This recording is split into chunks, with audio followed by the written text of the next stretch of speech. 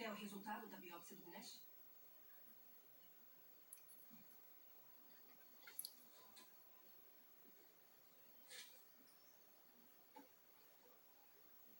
Não quer saber se perdemos tempo quase matando ele? Não podemos colocar o tumor de volta.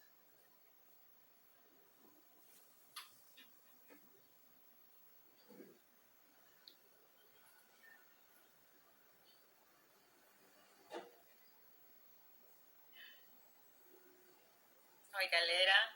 Boa noite. Estamos esperando aqui o Jean entrar para começar a nossa live de música e saúde. Vamos fazer uma primeira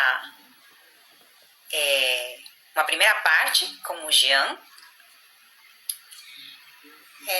para falar sobre a saúde da alma. Oi, Má, tudo bem? Oi, Line. Aê, o Jean.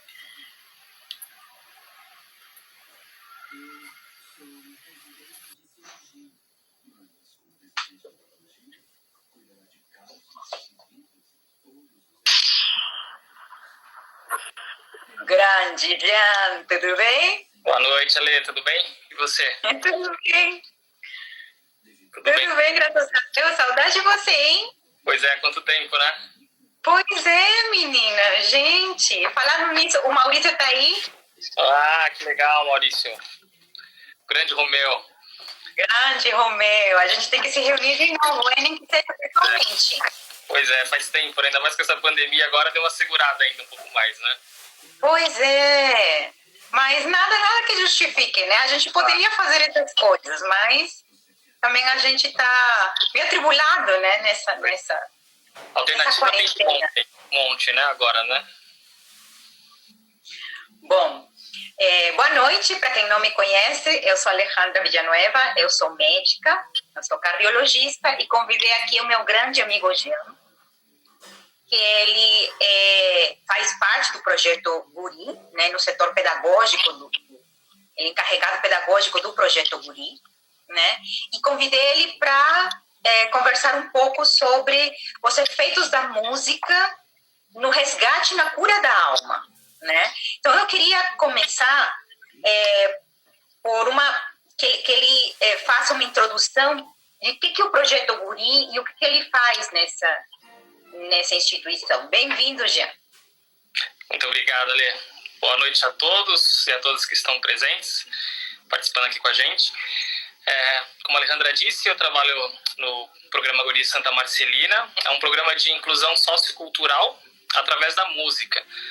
Então a gente trabalha com ensino de música em São Paulo e na Grande São Paulo. Nós temos 46 polos de ensino e dentre esses 46 polos de ensino a gente trabalha com 13 mil alunos. Então a gente tem um trabalho social junto com o musical e de ensino de todos os instrumentos musicais, de orquestra, de banda. Eles têm aula de coral, de teoria, espalhado por São Paulo. E eu faço parte lá do quadro dos supervisores pedagógicos, sou responsável pelos professores da área de cordas, né?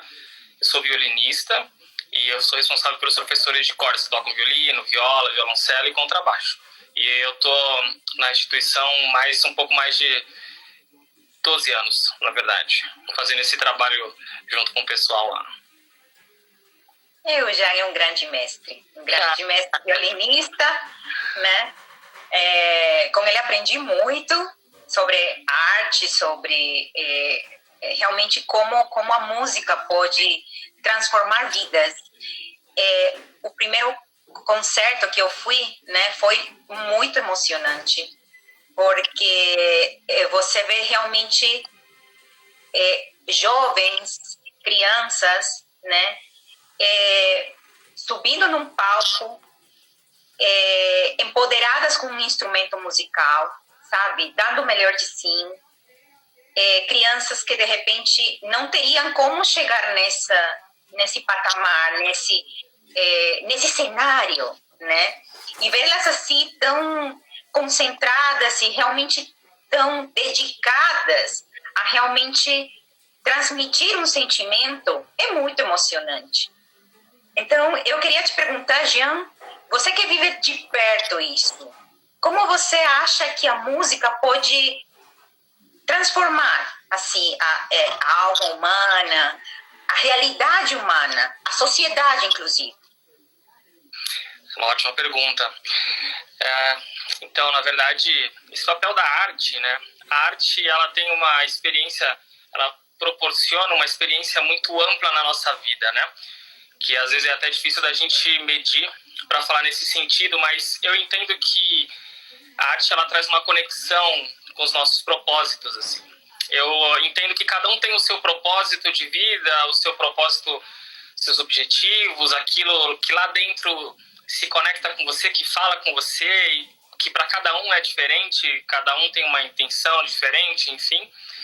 E eu entendo que a arte, de forma geral, e a música inclusive, né, ela te faz conectar com esses lugares, com essas questões. Então, quando a gente toca um instrumento, quando, como você disse, a gente estuda e vai lá, toca para alguém, toca, enfim, alguma outra experiência, enfim, musical ou artística de forma geral, eu acho que você tem esse encontro, essa conexão que ela fala novamente com você e te mostra o que está acontecendo, qual que era o seu objetivo, por que você está aqui. Eu tenho muito essa sensação, a minha experiência é essa, assim, quando eu estou num lugar muito bacana, eu estou ouvindo uma música muito legal, ou mesmo aquela música que mexe comigo, eu falo, entendi, é por isso que eu estou aqui, é por isso que eu vivo, é por isso que existe a vida, assim.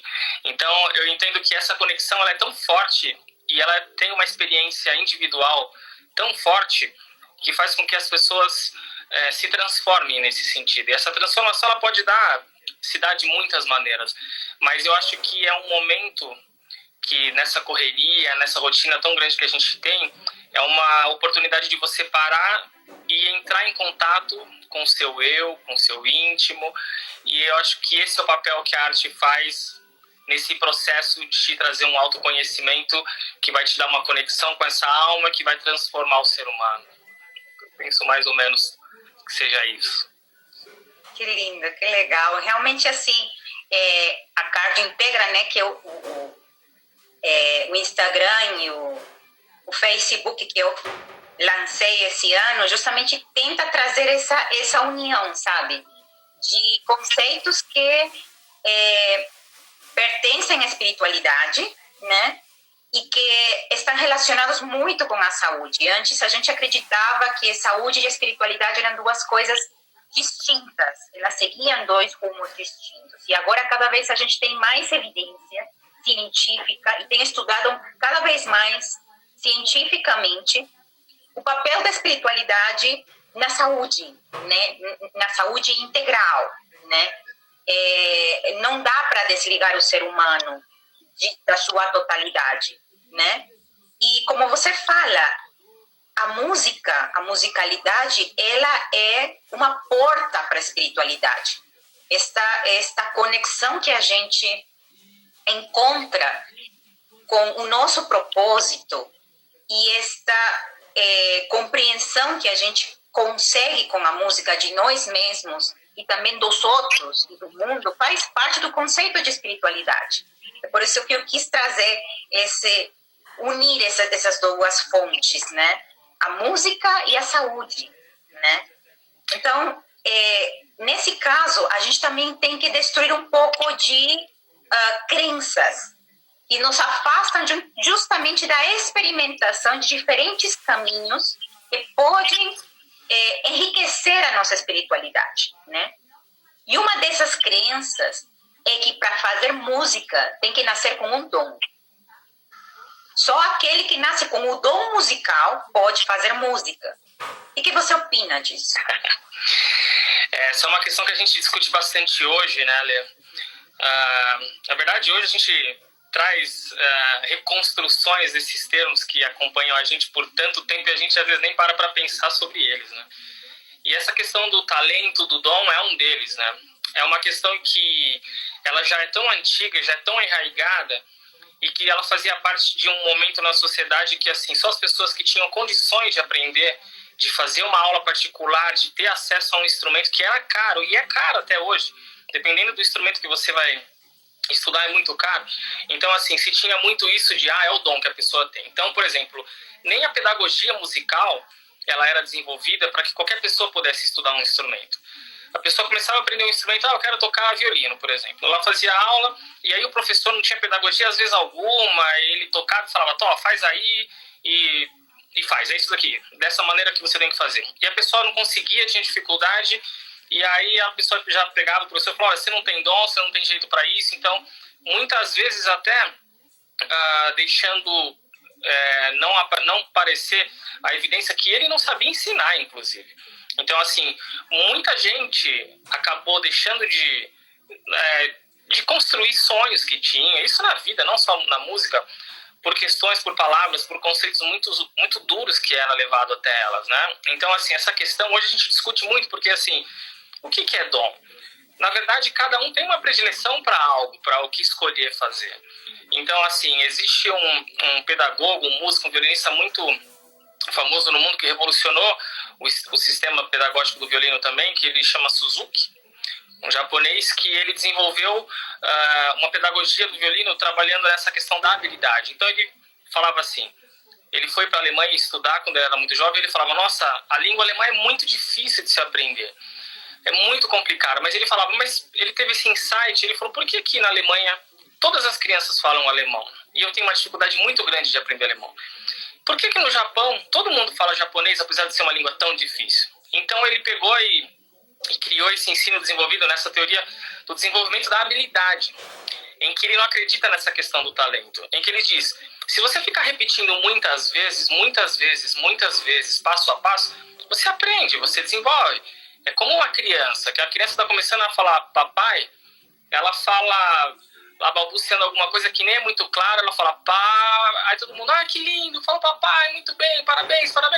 Mas quando a gente vai aprender alguma outra habilidade, vai aprender um instrumento, você toca uma nota, credo, nossa, que desafinado, para com isso. Não tem um estímulo, não tem uma construção, assim como quando você faz com uma criança, quando está aprendendo a falar uma palavra nova, quando está aprendendo quando está crescendo. Então, assim, foi se discutindo muito essa questão do talento, ao mesmo tempo em que a sociedade ela foi evoluindo e crescendo para um entendimento melhor sobre a ciência, sobre a educação musical, que é a maneira que a gente pode ensinar música, que são outras formas pedagógicas de dizer, talvez aquele músico que você foi fazer aula, ele era muito bom, ele tocava muito bem, mas ele não tinha uma aptidão para te ensinar. E hoje a gente separa isso. Antigamente, quem ia para essa área de pedagogia, é porque ele não toca tão bem, então ele vai ficar lá dando aula. E hoje não, a gente sabe que é muito importante, é tão importante quanto alguém que saiba ensinar, de alguém que saiba trabalhar numa performance de alto nível. Então, assim, a gente discute muito esse questionamento, porque, assim, você tem interesse, você quer aprender, é super possível você aprender um instrumento. Só que às vezes você não está bem como professor. Então, assim, é muito tênue essa linha. É óbvio que a gente vê que tem pessoas que ela tem uma facilidade para uma área, ela tem facilidade para um instrumento, mas isso é em tudo, né? Eu imagino até, talvez você, no seu consultório, tenha pessoas que chegam lá e talvez fale mais hoje, questione mais, porque hoje tem mais informação e ouve falar sobre os processos e será que isso é talento? Será que não é? Ou será que é porque ele tem acesso? Será porque ele lê hoje, ele tem acesso à revista, ao jornal? Então, assim, hoje essa questão de talento, de dom não é mais prerrogativa para você deixar de conhecer, deixar de ter acesso, deixar de aprender alguma coisa. E hoje a gente entende que a disciplina, que o entendimento do que você opta por fazer, é isso que vai te levar a algum lugar. E não se basear muitas vezes nessa questão do talento, do dom, e que, olha, eu já vi muita gente que tem facilidade também e estudava 1 ano e depois desistia, porque também não tinha disciplina. Então não existe algo que é, vamos dizer assim, que te dá uma referência absoluta para dizer onde você vai chegar. Então é muito questionável essa questão, é muito questionável. Então, a gente tem que quebrar também essa crença, né, esse paradigma, porque realmente a habilidade pode ser criada, né? A habilidade pode ser polida, né? Exatamente. Aos poucos, com paciência. Você vê hoje, né, por exemplo, aquelas pessoas que muitas vezes têm alguma deficiência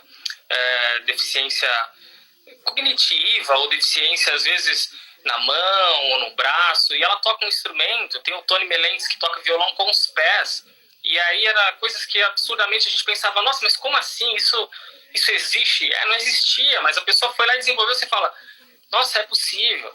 Eu já vi uma pessoa deficiente auditiva tocando violino, entendeu? E aí você fala assim, meu, mas não é possível. Aí você ouve, e aí a pessoa tocava, e você falava assim, nossa, mas ele tá tocando. E era engraçado que até você falava assim, nossa, mas... tá bom, ele tava um pouquinho desafinado ali, mas você fala, poxa, peraí, né? Ele tá desafinado, mas ele não ouve bem. Só que aí quando a gente foi ver o professor também era um pouquinho desafinado. Então você fala, não sei não, hein? De repente, ele aprendeu assim. Então, assim, eu acho que a gente está num momento na sociedade que a gente tem que rever esses conceitos que foram excludentes de muitas maneiras. E muita gente foi, sabe, aplacada dos seus sonhos, foi interrompida dos seus objetivos mais íntimos lá de aprender alguma coisa porque alguém disse que elas não poderiam porque elas não tinham talento. Eu tenho amigos, assim, Ale, também que passaram por isso e que estudavam violino e que foram fazer uma prova e que o professor falou, nossa, você não tem jeito para violino, é melhor você ser jogador de futebol, porque violino não tem jeito. E aí o cara ficou super mal, e aí depois ele encontrou outra pessoa que apoiou, e que foi, ele virou violinista, entendeu? Então, assim, a gente tem que tomar muito cuidado com esses conceitos, tomar cuidado de quem a gente ouve, aprender a se ouvir, pra gente atingir esse nosso eu interior, essa nossa busca, para que a gente possa se encontrar e seguir o nosso caminho, a nossa trajetória, e não dos outros, né? Que legal.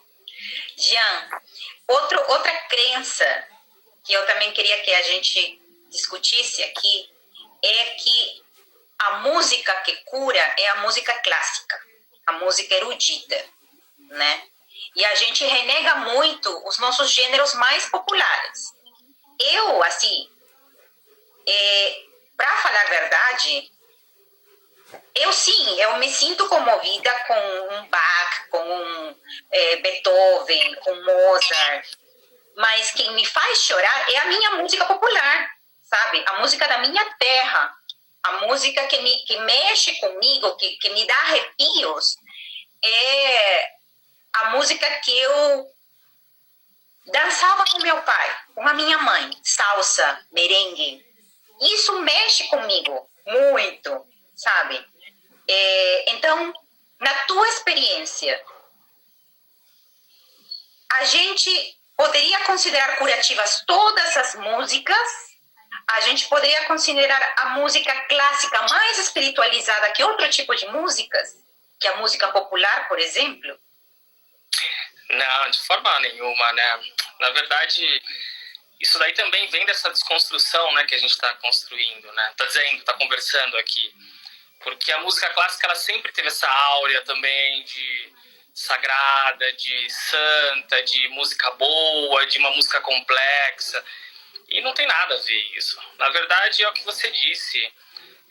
A nossa vida, ela vai sendo construída através de experiências, né? Que é aquilo que você ouvia. Então, por exemplo, eu estudo, né? Meu ramo, esse ramo da música clássica, da música erudita, de Bach, Beethoven, Mozart. A gente estuda por muitos anos. Eu toco violino há quase 30 anos. Mas eu vou te dizer, tem horas que eu ouço ali um sertanejo, ouço uma música brega ali que eu falo, nossa, é tão gostoso. E eu fico me perguntando, mas por quê, né? O que tem a ver com isso daí? Porque eu aprendi que é uma música pobre, que é uma música que harmonicamente não tem uma função.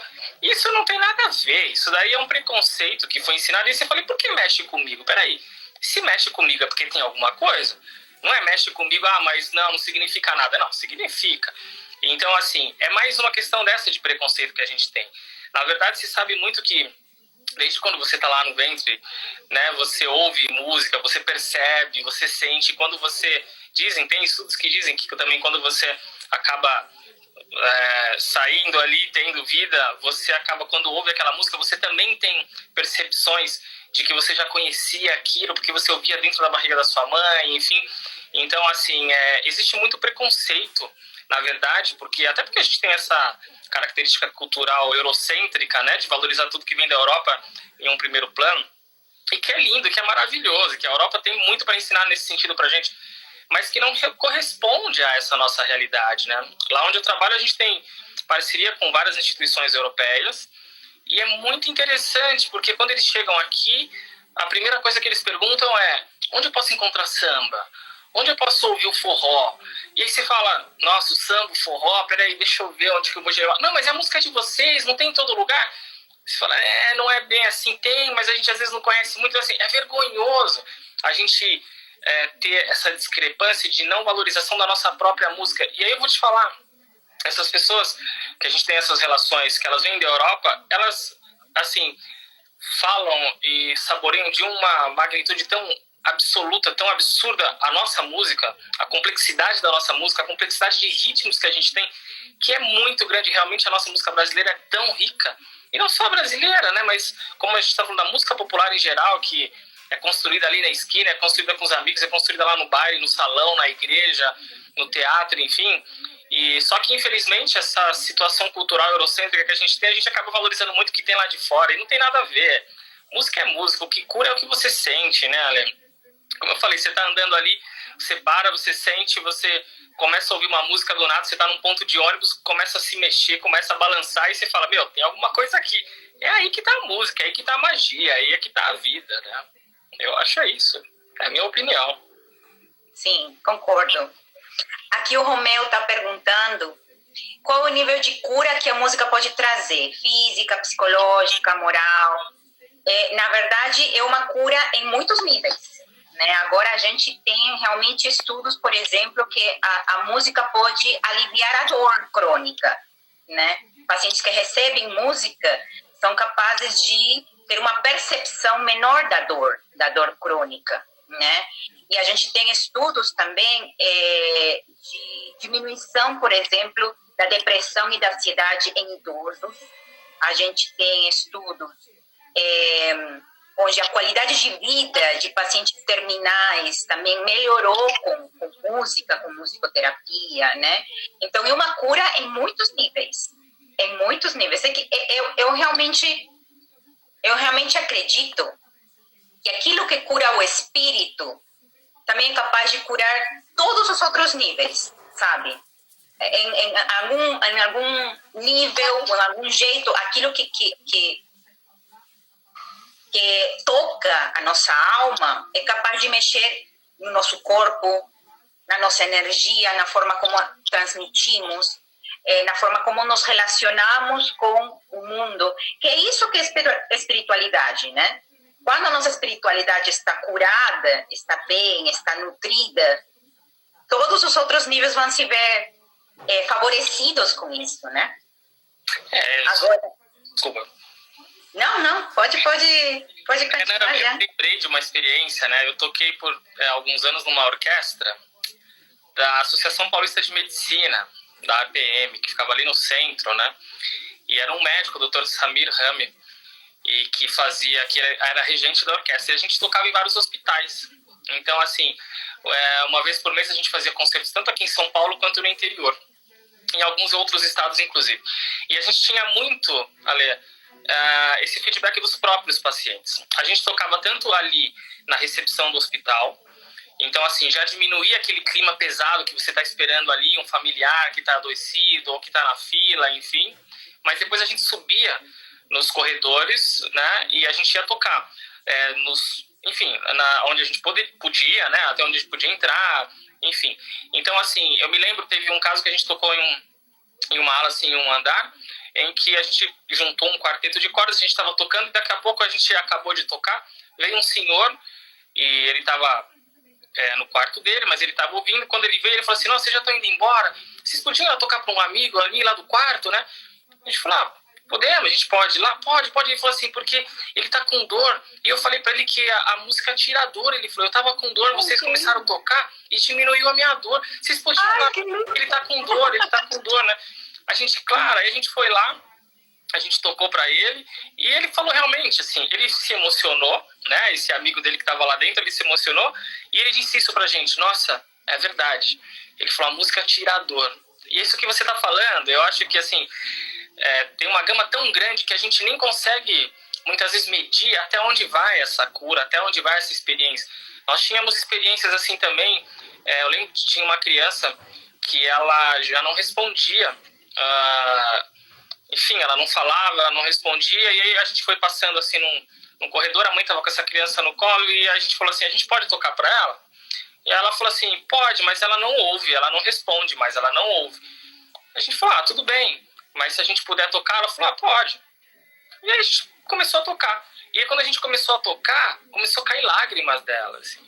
E aí a gente ficou impressionado, e a mãe dela ficou impressionada e falou, nossa, o que aconteceu? Então, assim, a música, a nota musical, você não sabe como entra, onde toca, o que provoca, né? Então, assim, durante esse tempo que eu toquei com essa orquestra, nós tivemos diversas experiências, assim, de pessoas que relatavam essa leveza, essa diminuição da dor, ou uma perspectiva de esperança, que estava ali no hospital, mas estava esperando o momento de sair, e isso dava um impulsionamento para ela. Hoje a musicoterapia trabalha muito isso, né? Essa orquestra ainda, ela continua, ela chama Orquestra do Limiar. É uma orquestra que se apresenta em hospitais, tem aí nas mídias sociais, e faz um trabalho muito importante dentro do hospital. E eu acho que de muitas maneiras ela pode agregar, não só no hospital, mas assim, falando em cura, falando em saúde, eu acho que tem um aprendizado muito grande ainda para a gente trilhar nesse caminho. Com certeza. Agora, Jean, outra crença que eu gostaria que a gente desconstruísse hoje é que a gente tem que começar a nossa experiência musical desde pequeno. Eu tenho muitos pacientes que têm um sonho de tocar algum instrumento e que desanimam porque acham que não vão conseguir porque já a idade avançou, né? Então, eu queria que você me falasse um pouquinho se existe uma idade limite e como que a gente, como adulto, já pode começar a experienciar a nossa musicalidade. Por onde que a gente pode começar, sabe? Eu acho que essa sua pergunta remonta àquela primeira, né? Da questão do talento e do dom, né? Na verdade, elas estão muito interligadas. Na verdade, não tem nada a ver isso daí. Eu associo essa questão de você ter um limite de idade para aprender, assim como se você falasse que tivesse um limite de idade para você se mexer, para você fazer uma atividade física. Né? Às vezes a pessoa fala, eu preciso fazer uma atividade física porque meu coração tá assim, o médico pediu, mas eu não tenho idade mais para fazer isso. A gente ouve muito isso, né? Mas eu não comecei cedo, mas você pedala porque você é jovem. A música é a mesma coisa, assim, não existe essa diferença. Você tendo vontade, você tendo disponibilidade, eu acho que é um requisito mínimo para você começar a aprender qualquer coisa, e a música não é diferente. Então, assim, você vai procurar um professor, hoje tem muitos professores de música, hoje, inclusive nesse momento a gente está tendo muita aula online, né, que você pode aprender, muitos vídeos no YouTube, em que você pode comprar um instrumento, você pode aprender, você pode, assim, porque a gente tinha aquela ideia, Lê, que aprender um instrumento era para ser profissional, era para tocar numa orquestra, era para ser um solista. E a vida não é feita só de orquestra, a vida não é feita só de teatro, né? A vida, ela acontece a todo momento. Quando a gente acaba a live aqui, você sempre vai lá, pega um violão e começa a tocar uma música que você lembra. Aí a sua mãe, seu pai começa a cantar junto com você. É isso que é música, é isso que é vida, isso que é arte, isso que é cura, isso que é saúde. Então, assim, não tem essa questão de você ter limite para você aprender. Na verdade, é mais um conceito que a gente tem que reconstruir na nossa cultura, de que a música tem que ser para ser profissional, a música tem que começar quando é criança. E é isso, assim como você tinha falado sobre a música que você lembra quando você dançava com seu pai, com a sua família, é isso, a música ela tá ao nosso redor. É quando você assiste uma série, um filme, uma novela, e aquilo te toca, e aí você tem vontade de tocar, porque de repente o seu neto vai fazer aniversário, você gostaria de aprender uma música para tocar no aniversário dele, ou você queria tocar para sua avó que vai fazer 90 anos, ou você queria tocar no casamento da sua irmã. É muito possível, assim, a gente tem alunos que vão estudar música para aprender a tocar uma música, e às vezes ele fala, eu quero tocar uma música. E você fala, uma música? Você vai vir para aula para aprender uma música? Porque eu quero tocar no casamento da minha irmã essa música. Aí a gente já teve isso, o aluno foi, estudou, preparou, tocou, se apresentou e falou, isso que eu queria. Aí você fala, nossa, olha que interessante, mas você tinha esse objetivo, e foi, e aprendeu e tocou. Então, assim, eu posso aprender? Todo mundo pode, mas para quê?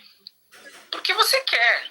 Se você quer, você pode. Se você quer tocar para sua família, você pode. Ah, eu tenho um irmão que toca, ou na minha igreja tem gente que toca, queria tocar com eles. Aprende e vai lá, entendeu? Eu já tive alunos de 70 anos, de 80 anos, e os alunos aprendem. E olha, essas experiências, elas são incríveis, como a gente está falando do aprendizado de uma pessoa que muitas vezes está numa idade avançada, supostamente, vamos dizer assim, e que ela fica ali em casa, às vezes ela não tem uma projeção, às vezes ela tinha vontade de fazer uma atividade, às vezes, como você disse, está numa depressão, e estudar um instrumento é o desenvolvimento de uma habilidade, de conhecimento de novos conceitos, de novas percepções, porque você trabalha muito essa percepção auditiva, a sua coordenação motora, vai trabalhar muito o seu sentimento. Então, assim, de forma geral, é uma terapia que vai englobar todo o seu corpo, toda a sua vida, toda a sua vivência. Então, não tem como dizer não, você não pode, não, você não tem idade, ou qual é a idade que dá, ou qual a idade que não se dá para fazer, né? Então, é mais um desses conceitos que a gente tem que quebrar, entender que hoje o mundo é outro. E, por exemplo, estou aqui na minha casa, você na sua, a gente conversando com todo mundo participando. A vida é outra e a gente tem que entender, respeitar e aproveitar isso, né? Ai, que legal. Nossa, adorei. Adorei a nossa conversa, Jean. Adorei como... É diferente quando vem de alguém que realmente respira a música, né? A conexão tua com a música realmente faz parte de quem você é. E escutar isso de alguém que se conecta tanto assim, sabe, com esse tema que agora a gente está tratando, é realmente muito gostoso. É muito gostoso, sabe? Abre a mente, realmente. Muitíssimo obrigada, Jean. Se você quiser falar mais alguma coisa, que daqui a pouquinho a gente está passando já para a nossa parte 2, que vem com a nossa amiga Lili Rocha, né? E a gente vai falar de um pouquinho mais dos efeitos que a música tem especificamente na saúde cardíaca. Se você quiser acrescentar mais alguma coisa. Não, eu queria agradecer, né, mais uma oportunidade aqui de conversar com você, que sempre aprendo tanto também, e falar para as pessoas que estão participando, estão aqui junto com a gente, né, de que elas precisam aprender a se ouvir, falando em música, se ouvir, a entender o que faz sentido para elas e ir atrás dos sonhos delas. E se alguém falar que não é possível, esquece, tem gente que a gente não tem que ouvir. Vai para frente e caminha. Enfim, eu te agradeço, Ale, mais uma vez. Vou continuar assistindo vocês aqui e estou à disposição. E parabéns aí por todo o seu trabalho com a Cardio Integra. E, enfim, sou fã também, estou por aqui. Valeu, Jean. Até daqui a pouco, então, é? Até. Vou fechar aqui para a Lili entrar. Ótimo, obrigado. Boa noite a todos.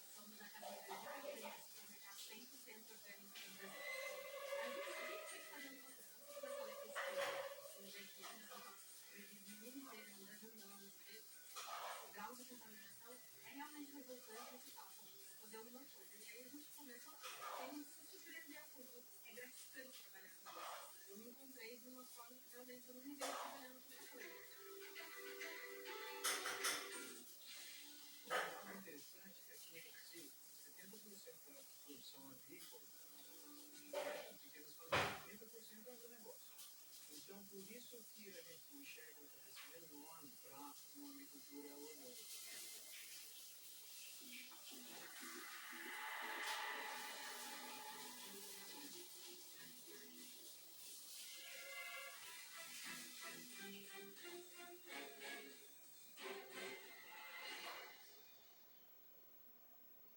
Olá, eu sou Naila. Eu sou Alessandra. Nós somos da Casa Verde. Tudo começou quando o nosso filho de 3 anos se recusou a tomar a minha sopa dizendo que ela estava envenenada. partir daí, a gente começou uma busca por produtos orgânicos e foi totalmente frustrante. Então, abrimos o primeiro supermercado 100% orgânico do Brasil. São 500 metros quadrados, de menor experiência de produzir, que você pode encontrar tudo orgânico certificado num só lugar. Desde alimentos frescos, que chegam todos os dias, a escola, perfumaria, padaria, pet, produtos de limpeza, até roupas em algodão orgânico. Temos um programa de relacionamento que se chama Cliente Consciente. Também uma loja virtual que atende todo o Brasil. Além de um clube de cestas e assinaturas, que são entregas programadas e personalizadas cliente a cliente. Para o nosso fortalecimento, buscamos um parceiro para agregar e fazer da Casa Orgânica uma rede, por 30% de participação em clientes mundiais.